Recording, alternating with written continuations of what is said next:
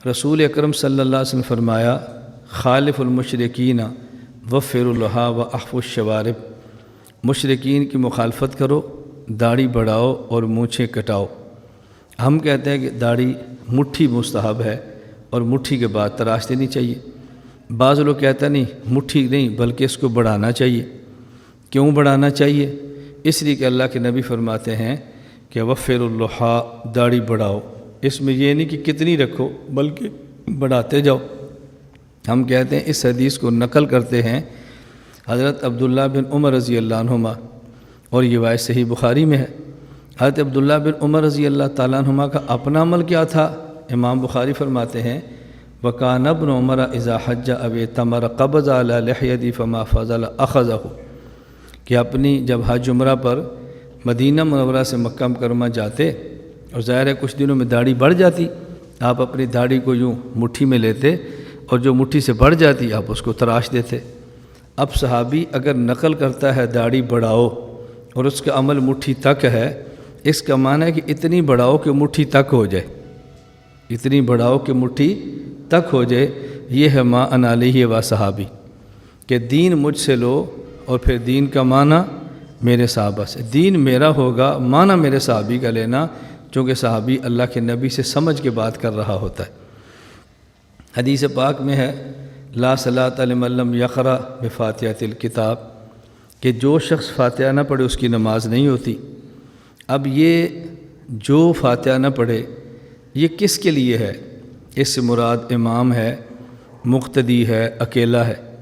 جابر بن عبداللہ رضی اللہ تعالیٰ عنہ صحابی ہیں، وہ فرماتے ہیں ان ھذا اذا کان وحدہ، یہ اس شخص کے لیے جو اکیلا نماز پڑھتا ہے، اگر وہ فاتحہ نہیں پڑھے گا تو اس کی نماز نہیں ہوگی۔ اب یہ حدیث اپنی جگہ پر ٹھیک ہو گئی، اور من کان لہ امام فقراۃ الامام لہ قراۃ اپنی جگہ پر ٹھیک ہو جائے گی۔ تو یہ معنی مان علیہ و صحابی کہ حدیث میری ہوگی اور تشریح میرے صحابی کی ہوگی۔ ایک شخص نے مجھے فون کیا اور کہنے لگا کہ جنازے کے فوراً بعد آپ دیوبند والے دعا نہیں مانگتے جبکہ حدیث پاک سے ثابت ہے۔ میں نے پوچھا حدیث کی کون سی کتاب ہے؟ کہا جی مشکوٰۃ شریف کتاب الجنائز۔ میں نے پوچھا کہ حدیث آپ کے سامنے ہے؟ کہتا ہے نہیں۔ میں نے کہا یہ منڈی بہاؤالدین کا فون تھا۔ میں نے کہا آپ مشکوٰۃ شریف کھول لو اور کھول کر مجھے فون کرو۔ اب یہ بندہ ہمارا مخالف نہیں تھا، ہمارا تھا، لیکن اس کو کسی نے اعتراضات کے اندر الجھایا ہوا تھا۔ میں نے کہا پڑھو۔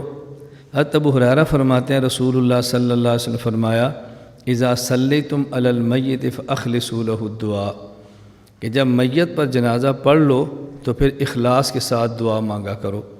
حضور فرما رہے ہیں کہ جنازہ پڑھو تو اخلاص کے ساتھ دعا مانگو، کہ اس سے معلوم ہوتا ہے کہ جنازے کے فوراً بعد دعا مانگنی چاہیے۔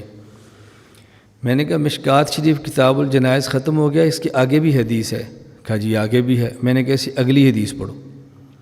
اس حدیث کے راوی کون ہیں؟ حضرت ابو ہریرہ رضی اللہ تعالیٰ عنہ۔ میں نے کہا اگلی روایت پڑھو، اس کے راوی کون ہیں؟ کہا جی ابو ہریرہ رضی اللہ تعالیٰ عنہ۔ اب اگلی حدیث میں کیا ہے؟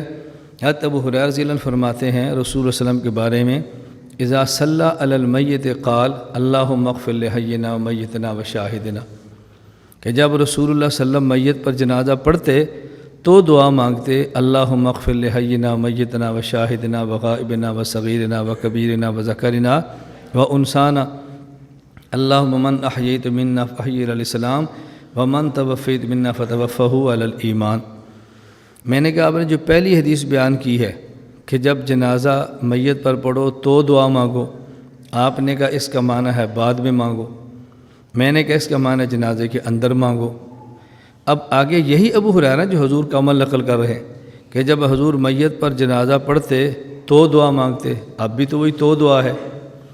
اب یہ جو تو دعا مانگتے اللہم اغفر لحینا، اگر یہ جنازے کے اندر ہے تو بات میری ٹھیک ہے، اور اگر یہ جنازے کے باہر ہے تو پھر بات آپ کی ٹھیک ہے۔ تو آپ بتائیں اللہم اغفر لحینا میتنا کہاں پڑھتے ہیں؟ کہا جی اندر۔ میں نے کہا بات سمجھ آ گئی ہے؟ کہا جی سمجھ آ گئی۔